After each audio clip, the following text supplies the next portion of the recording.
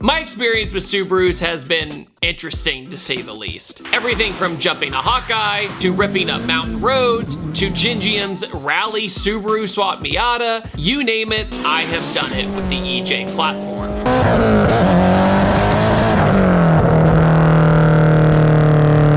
Good news or bad news?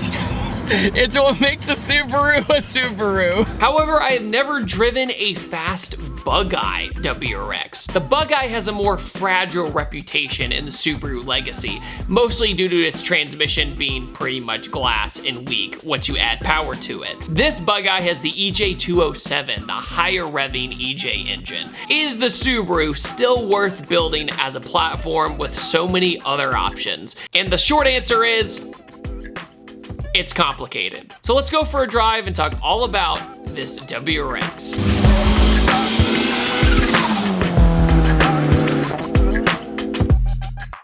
Guys, I travel a whole bunch and it can get really stressful not having the right things to store all your stuff. And that's why I want to thank today's sponsor, Esri. Esri backpacks are made of an incredible high-end unique material, making the backpack ultra lightweight and allowing it to maintain its shape even while empty. The Esri backpacks have a really nice small shape to them. They're easy to carry around, but they have so much storage. There are over a dozen one-of-a-kind functionalities for every single model. And one of my personal favorites is the internal wiring. And the internal wiring is for easy charging. You also have laptop and tablet compartments, strap pockets, keychain hanger, and much more. The backpacks are water resistant from rain and spills, and all models have trolley slips with a hidden passport pocket and several internal pockets for ample space for everything you need. The Esri Elite is the most functional high-end model at Esri, including the most luxury perks for business, traveling, and its own 2 side handles. You can wear it like a backpack, or you can pretty much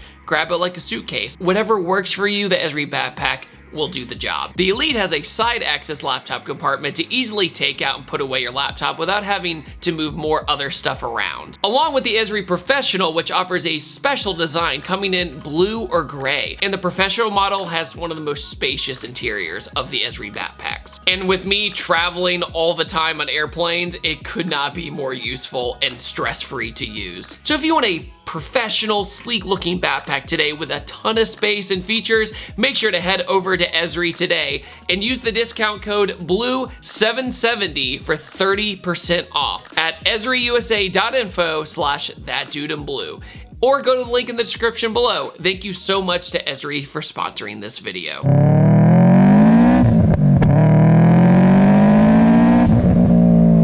I will say, right off the bat with the EJ207, I do notice a difference. I do notice how the power is coming on. I do notice its power band, and it's better. In my opinion, it's better. Of this era of Subaru, it's a better decision.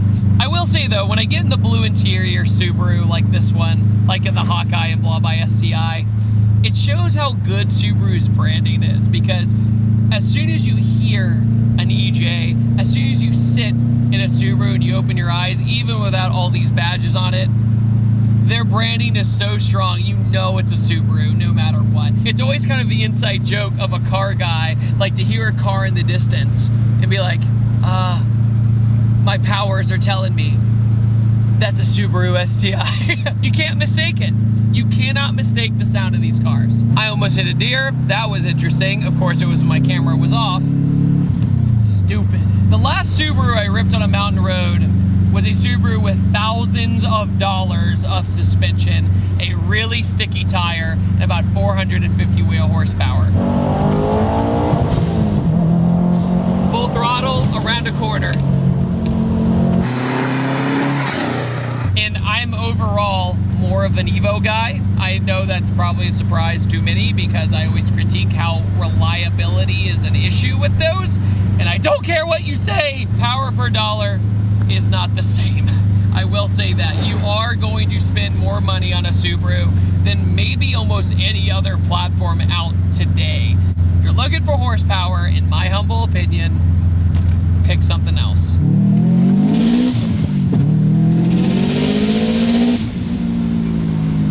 There we go.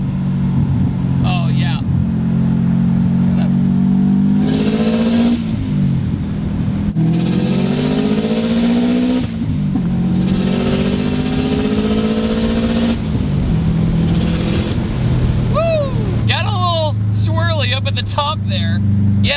interesting. As I got into a higher speed, it started wiggling back and forth a little bit. That was kind of scary. It's also got a XD Stage 1 clutch, and actually really easy to drive, honestly. Another thing I'd like to add is that it still has WRX brakes, factory brakes. So getting up to speed with 400 horsepower with the FP green, you have to be a little careful when you're starting to get to those higher speeds. You just gotta brake earlier than you think. Yeah, I'm getting a lot of wiggle. It is biting into all the divots in the road. I'm a little stressed right now. I have to work this Bugeye harder than any other Subaru I've messed with. I think it needs an alignment or something. I think it'd be right as rain after that. Usually I don't have segments in my car reviews like this, but I feel like I'm obligated to talk about this with the current situation that's happening in the video. So you'll notice me saying, oh, I feel like the alignment's off, or maybe it's understeering. Like Subarus typically, when they're set up very right, they don't have tire squeal that early. All-wheel drive system's pretty stout, right? You can really get away with a lot like that you shouldn't. Doesn't make you invincible, but it's part of the appeal of having an all-wheel drive car. Usually I don't do this, and for the love of God, this is not me bashing. I just want to be absolutely clear. The owner of this car was incredibly cool and incredibly nice for letting me drive his car, and I noticed that there was something going on with the suspension. There just something wasn't quite right. That's why you can see in my face going, something's not right here. This is not how Subarus usually feel. And look, I don't tell people how to build their cars, right? That's just not who I am. Everybody like has their thing, but when safety is a concern, I always let somebody know after reviewing their car. There just something wasn't right. So I let him know, hey, just do a quick checkup, just because it makes me feel good and it should make you feel good to check this out. And he got back to me after this was filmed. Said, thank you for the input on the suspension. I checked the car today and it's the front lateral bushing and rear lateral links bushing. And he said, would you like to do an update on the car after that's fixed? And yeah, we can totally do an update after this. But the point of the matter is, those bushings were trashed, and bushings are something that's completely overlooked when buying a used project car especially. Take my Civic for example. I have a video coming out very soon, me detailing the suspension and why the car was so freaking dangerous. The reason you haven't seen footage of me getting on the accelerator with my Civic EG hatch build is because I did it one time after the dyno and it hopped over like almost 3 lanes. And that is because it was on old bushings, old suspension, old springs. Once you start building a car, there's no such thing as you just throw on power and everything else stays the same. This is probably a no-brainer for everybody watching this, but it is important to check everything. The first thing you should do when you buy an old Japanese or American muscle car, whatever your project is, put it on a lift. Before you do anything else, put it on a lift, inspect everything, and especially the bushings. And bushings are a huge pain in the butt to take out, put in new ones. I get it. Usually you have to cut them out and you have to compress them and all that kind of stuff. Usually a shop is a better way to go. And another thing is by the time you're doing the bushings, now you're doing the ball joints. So bad ball joints are also dangerous.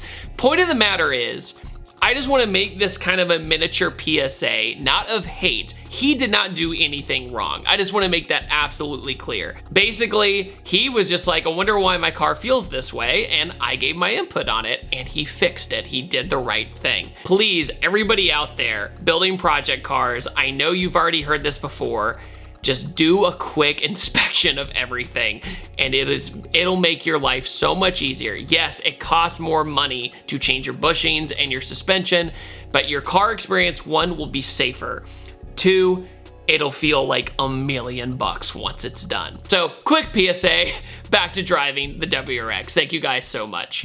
Yeah, the Bugeye does not turn in quite like the other ones do.